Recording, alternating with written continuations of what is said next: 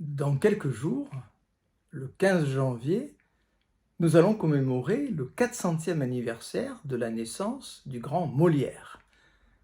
Pour participer à ma manière à cette célébration, je vous propose une citation de l'anglais Ronald Lang. Il joue un jeu. Il joue à ne pas jouer un jeu. Si je leur montre que je le vois, je briserai les règles et ils me puniront.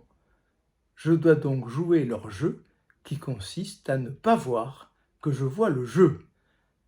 Ces phrases, nous les trouvons dans un ouvrage très original publié en 1970 qui s'intitule « Nœud ». Lang, l'un des fondateurs de l'antipsychiatrie, met en formule, si j'ose dire, les relations qu'il a avec ses patients. Mais ces phrases, on peut les appliquer aussi aux relations entre parents et enfants. Et elles me semblent convenir également aux relations entre le comédien et le spectateur au théâtre.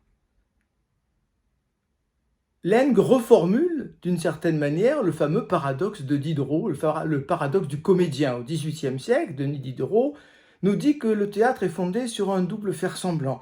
Le faire-semblant du comédien, qui donne l'illusion qu'il éprouve des passions, la colère, l'amour, la haine, qu'il simule, bien évidemment. Et s'il est doué, le comédien crée chez le spectateur un deuxième faire-semblant. Le spectateur fait semblant de croire qu'il n'est pas devant un comédien qui simule, mais devant un être humain qui éprouve de véritables passions. Étant enfant, nous étions extrêmement doués dans ce faire-semblant. Je serai le gendarme et tu seras le voleur.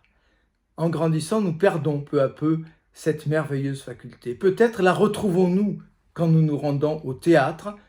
Nous pénétrons dans ce faire-semblant réciproque du comédien et du spectateur. Souhaitons-nous de belles expériences théâtrales au cours de cette année 2022. Vive Molière et vive le théâtre!